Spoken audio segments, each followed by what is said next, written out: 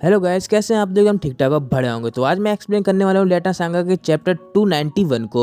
और मुझे माफ कर देना कि मैंने बहुत टाइम से वीडियो नहीं डाली। तो चलिए वीडियो को स्टार्ट करते हैं। एपिसोड की स्टार्टिंग में हम लेस्ली को देखते हैं। उसके हाथ में एक किताब होती है, उसके अंदर वो कुछ लिखते हुए फिर उसे पढ़ते हुए बोलती है, गहरान के अत्याचार को बर्दाश्त न कर पाने की वजह से गॉडेस के चर्च के विरोध में शामिल होने वाले की संख्या 180% बढ़ गई है और इंसानों के बीच में कैल्डर एम्पायर की नफरत 4 गुना बढ़ गई है। और हर एल्विन नोवल ने एल्वे अलायंस की मिलिट्री पर खर्च होने वाले पैसे को बढ़ाने की मंजूरी दी है। ये बात सुनकर हुलियन कहती है, ठीक है, मैं इस बात को समझ गई। फिर एस्ली बताती है, हमें एम्पायर की तरफ से बहुत सारी सुरक्षा की रिक्वेस्ट मिली है, तो बताओ हमें क्या करना चाहिए। फिर हुलियन कहती है, जहाँ तक हो सके उन रिक्वेस्ट को एक्सेप्ट करो, बस शर्त ये है कि कोई उनका क्रिमिनल रिकॉर्ड नहीं होना चाहिए। फिर एस्ली कहती है, ठीक है, जैसा तुमने कहा मैं वैसे ही करूंगी। फिर हुलियन कहती है, तुमने इतनी मदद की इसके लिए तुम्हारा शुक्रिया लेस्ली। तभी हुलियन कहती है, इंसान और एल्फ के बीच में नफरत और टकराव कभी भी इतना ज्यादा नहीं हुआ था जितना अब हो रहा है। फिर हम पता चलता है हुलियन के सामने कोई और बैठा होता है और हुलियन उसी से बात कर रही होती है और लेस्ली वहाँ से चली गई होती है। फिर हुलियन उस आदमी से कहती है, ये सही नहीं है कि सब एक दूसरे से नफरत करने लगे हैं। क्या अब हमें लेटना के सभी लोगों को पूरी सच्चाई बता देनी चाहिए कि असली दुश्मन और कोई नहीं, डीमन गॉड ऑम्फ्लेस है। उसके हम देखते हैं गहरान को, जो एकदम बैठ के आराम से चिल मार के चाय पी रहा होता है। फिर हुलियन से कहता है, मैंने और जिनोविया ने तुम्हें धोखा दिया है, उसके बावजूद भी तुम अभी भी उन इंसानों पर भरोसा करती हो। ये बात सुनकर हुलियन थोड़ी शांत हो जाती है और उसके पास कोई भी जवाब नहीं होता, क्योंकि ये बात सच है, इंसानों ने उसे धोखा दिया फिर भी वो इंसानों के ऊपर इतना भरोसा करती है। फिर गहरान अपनी बात कंटिन्यू करते हुए कहता है, गॉड ऑफ डिस्ट्रक्शन ऑम्फ्लेस की लेटना पे हमला करने में अब सिर्फ 170 दिन बाकी है। मान लो कि हम ये बात पूरी दुनिया के सामने बता देते हैं, पर ये एक ऐसी सच्चाई है जो निराशा से भरी हुई है। और ज्यादातर इंसान तो ऐसे होते हैं जो एपोकलिप्स की बात को सुनकर डर जाते हैं या फिर उसको देख के ही डर जाते हैं। और कुछ लोग तो बेचैन होकर इसे मानने से इनकार ही कर देंगे और कुछ लोग तो इसे इस तरीके से देखेंगे जैसे कि ये एक झूठी कहानी है जो उन्हें सुनाई जा रही है। और उसके साथ ही मौत का इतना भयानक रूप देखकर डर के मारे इसका यकीन करना भी मुश्किल हो जाएगा।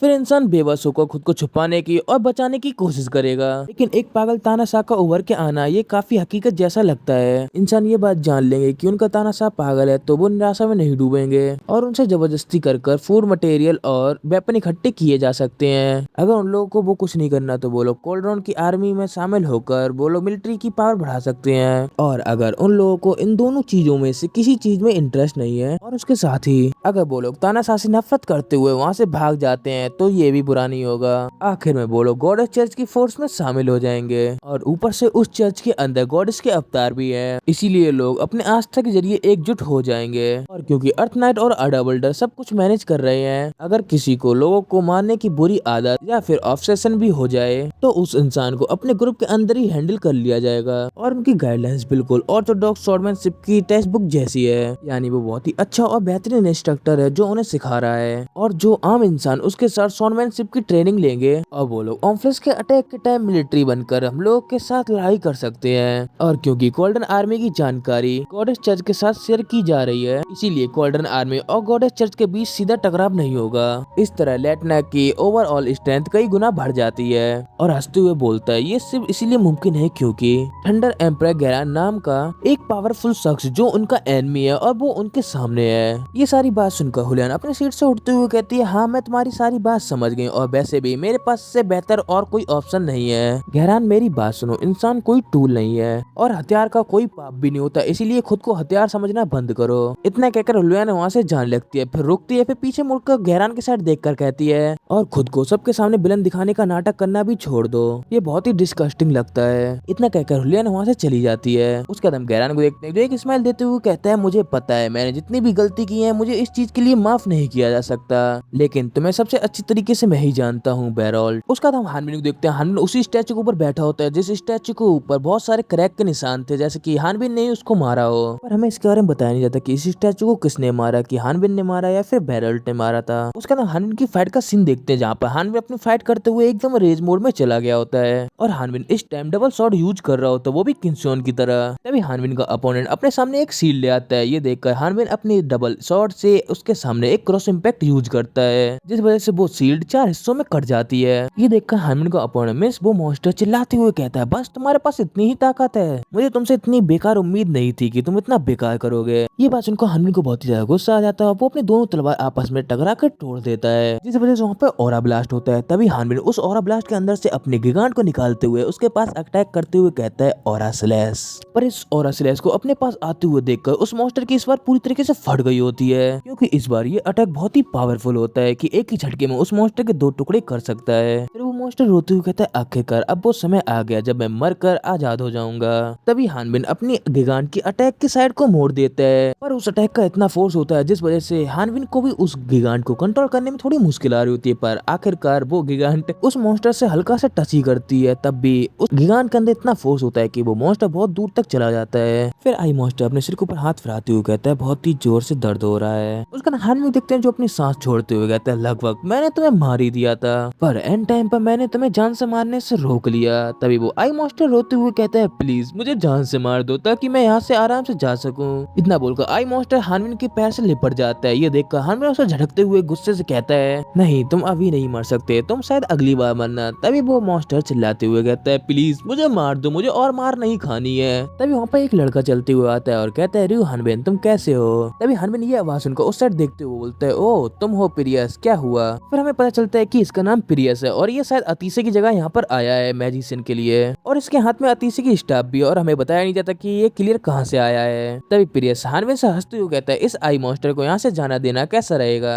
फिर हानबिन शौक होते हुए कहते हैं पिरियस तुम क्या कह रहे हो, मैं इसे जाने दूं, पर क्या ये असल में आई मॉन्स्टर तुम्हारा दुश्मन नहीं है। फिर पिरियस हंसते हुए कहते हैं हाँ तुम सही कह रहे हो, ये मेरा दुश्मन है, लेकिन 50,000 बार मार दिया जाना सच में बहुत ही दर्दनाक, और इसीलिए मुझे उसके ऊपर बहुत ही ज्यादा तरस आ रहा है। ये बात सुनकर हानबिन जोरों से हंसते हुए बोलता है ये तो सिर्फ एक सपना है, इसमें इतनी प्रॉब्लम लेने की बात नहीं है। तभी वो आई मॉन्स्टर हानबिन के ऊपर चिल्लाते हुए बोलता है तुम्हारे लिए ये सिर्फ एक सपना होगा, पर मैं 30,000 बार मरने के बाद मैंने तो गिनती करना भी भूल गया, मैंने तो छोड़ दी गिनती करना कि तुम मुझे छोड़ोगे नहीं, पता नहीं कितनी बार मार चुके हो मुझे। इतना बोलकर आई मॉन्स्टर हानबिन के सामने हाथ जोड़ते हुए बोलता है प्लीज मुझे छोड़ दो, तुम अब और भी ज्यादा ताकतवर हो चुके हो। फिर हानबिन कहता है क्या मैं सच में पहले ज्यादा पावरफुल हो गया हूँ। तभी मॉन्स्टर कहता है हाँ तुम पहले ज्यादा ताकतवर हो गए हो। हानबिन एक क्रीपी से स्माइल देते हुए बोलता है तो बताओ क्या मैं इतना ताकतवर हो गया हूँ कि मैं ऑम्फ्लेस का सामना कर सकूं। ये बात सुनकर वो आई मॉन्स्टर अपने मन में कहता है ये कमीना लॉर्ड ऑम्फ्लेस से लड़ाई करने की प्लानिंग कर रहा है, ये इंसान सच में पागल हो गया, ये एक गॉड से लड़ाई करने की कोशिश कर रहा है। फिर हानबिन आई मॉन्स्टर को ऐसा चुपचाप खड़ा हुआ देखकर उसे गुस्से से घूर के देखता है। तभी आई मॉन्स्टर एकदम डरते हुए बोलता है वो तो लॉर्ड ऑम्फ्लेस को इससे आगे कुछ बोल पाता है। तभी वहाँ पर गहरान आ जाता है और कहता है तुम्हें क्या लगता है तुम कुछ टाइम इस मॉन्स्टर को मारने से तुम लॉर्ड ऑम्फ्लेस तक पहुंच जाओगे, पर नहीं तुम लॉर्ड ऑम्फ्लेस तक नहीं पहुंच सकते, तुम्हारा सामना किसी आम दुश्मन से नहीं है बल्कि गॉड ऑफ डिस्ट्रक्शन से है। तभी हानबिन गहरान को देखता है और कहता है ओ गहरान तुम भी आ गए, चलो तुम्हारा भी यहाँ पर स्वागत है। उसके बाद पिर्सियोन को देखते हैं जो गहरान के सामने झुकते हुए बोलते हैं हेलो सर आप कैसे हैं। फिर गहरान पिर्सियोन की साइड देखते हुए कहता है तुम इस बार थोड़ा जल्दी आ गए हो। फिर पिर्सियोन के पास जाकर उसके सिर के ऊपर हाथ फिराते हुए कहता है पिर्सियोन तुमने उस बेवकूफ से निपटने के लिए काफी मेहनत की है, और ये रियो हानबिन की बात कर रहा है। फिर हानबिन गहरान को टोंट मारते हुए कहता है अगर तुमने भी अपने असली बेटे के साथ अच्छी तरीके से व्यवहार किया होता तो शायद आज तुम दोनों काफी करीब होते। तो बताओ गहरान बाहर कितना वक्त बीत चुका है। फिर गहरान बताता है कि लगभग 20 दिन बीत चुके हैं। ये बात सुनकर हानबिन कहता है सिर्फ 20 ही दिन बीते हैं, ये जगह तो बहुत ही कमाल की है, देखा जाए तो ये टाइम आर्टिफैक्ट से भी ज्यादा ये जगह कमाल की है, क्या हम बाकी लोगों को भी यहाँ पे ट्रेन नहीं कर सकते। तभी गहरान अपनी आंख बंद करते हुए कहता है चाहे ये जगह कितना भी अच्छी रिजल्ट देने वाली क्यों ना हो, आखिरकार ये एक सिमुलेशन है, सिमुलेशन मतलब होता है वर्चुअल, जहाँ पर लोग ट्रेनिंग करते हैं। ये बात सुनकर किन्सोन हानबिन को समझाता है वैसे ये जगह सिर्फ तुम्हारे लिए ही फायदेमंद है, क्योंकि तुम्हारा असली शरीर पहले से पूरी तरीके से विकसित हो चुका है, और मैंने पहले से उन लोगों के लिए उनके हिसाब की ट्रेनिंग का इंतजाम कर दिया है। और अगर कोई 30 साल किसी और की पर्सनैलिटी बनकर 50,000 बार जिए तो ज्यादातर लोग इस चीज से पागल हो जाएंगे। इतना लंबा वक्त काफी है इंसानों के लिए कि वो भूल जाते हैं कि वो लोग कौन थे और उनका मकसद क्या है। पर सबसे खास बात यह है कि ये सब होने के बाद भी तुम अपना होश और अपनी समझ को संभाल कर रख पाए और पागल नहीं हुए। ये बात सुनकर हानबिन हंसते हुए बोलता है ये सब उस एक्सपीरियंस की वजह से हुआ है जो मैंने 22 साल तक अकेले सरवाइव कर और डिमोनिक बीस्ट से लड़ते हुए हासिल किया है। ये बात सुनकर गहरान अपनी तलवार निकालते हुए कहता है या फिर तुम पहले से ही पागल हो। इतना कहकर गहरान अपनी तलवार के ऊपर थंडर की पावर से हानबिन के ऊपर अटैक कर देता है। फिर हानबिन उस अटैक को अपने साइड आते हुए देखकर हंसते हुए गहरान से बोलता है गहरान तुमने आखिरकार मुझे सिखाने का फैसला कर ही लिया। इतना कहकर हानबिन अपनी गिगांट को लेकर गहरान के ऊपर अटैक कर देता है। उसके बाद गहरान को देखते हैं जो एक स्माइल कर रहा होता है, अपने उनमें कहता है आखिरकार तुम ग्रेट सॉर्ड को चलाने में काफी माहिर हो गए हो। हानबिन के अंदर तलवार चलाने का खास टैलेंट नहीं था, लेकिन वो 3 गाइडलाइंस की सॉर्ड स्टाइल बदल बदल कर ट्रेनिंग करता रहा, और उसके साथ ही जैसे जैसे उसके सामने सामने और भी ज्यादा ताकतवर बड़े मॉन्स्टर आते रहे और हानबिन की भी तलवार उन मॉन्स्टरों से लड़ने के लिए बड़ी होती रही, लेकिन इतनी बड़ी तलवार के लिए गाइडलाइन स्वॉर्डमैन से बनी ही नहीं थी और अभी तक हानबिन इस कमी को अपनी जबरदस्त ताकत के दम पर पूरा कंप्लीट कर रहा था। लेकिन जब कभी दूसरे इंसान के खिलाफ फाइट होती है पर वहाँ पर अटैक और डिफेंस दोनों साथ में चलते हैं और तो और तुम फाइट के बीच में इतनी बड़ी शॉट चलाते हो जिस वजह से तुम्हारी ये वीकनेस बन जाती है। लेकिन उसने अपनी इस वीकनेस को ग्रेट शॉट को मूव करते वक्त अपनी बॉडी के पास रखकर अपने आप को कवर करता है। इस तरह उसने तलवारबाजी की असली मोमेंट बना ली जिसमें दुश्मन के अटैक को रोकने के बाद तुरंत और नेचुरल तरीके से हमला किया जा सकता था और पिछली बार उसने इंसानों से लड़ने के लिए असली तलवारबाजी सीखी। हालांकि अभी उसने स्वॉर्डमैनशिप की बेसिक स्किल प्रॉपर तरीके से सीखी है। उसका तुम गहरान को देखते हैं जो बड़े आसानी से हानबिन के अटैक को अपनी तलवार से रोक लेता है। वे गहरान दूर जाते हुए कहता है, मैं ऐसे किसी इंसान को नहीं सिखा सकता जिसके अंदर कोई टैलेंट ही ना हो। ये बात सुनकर हानबिन एकदम शौक हो जाता है और चिल्लाते हुए बोलता है, तुम इतनी गैर जिम्मेदारी वाली बातें कैसे कर सकते हो। फिर गहरान हानबिन को बताते हुए कहते हैं, मैं तुमसे ये कहना चाहता हूँ कि ये स्वॉर्डमैनशिप सिखाने वाला इंसान मैं नहीं हूँ और तुम जैसे बेवकूफ को सिर्फ एक ही इंसान सिखा सकता है और वो इंसान भी तुम्हारी तरह ही बेवकूफ है। तभी हमें हानबिन के पीछे एक बंदे की परछाई दिखाई जाती है। तभी अपना हानबिन सिर्फ पीछे घुमाकर उस बंदे को देखता है तो हमें पता चलता है वो और कोई नहीं बेरोल्ट है और बेरोल्ट हानबिन से फाइट करने के लिए एकदम पूरी तरीके से तैयार होता है और अपने ऑरा को अनलिस्ट कर रहा होता है।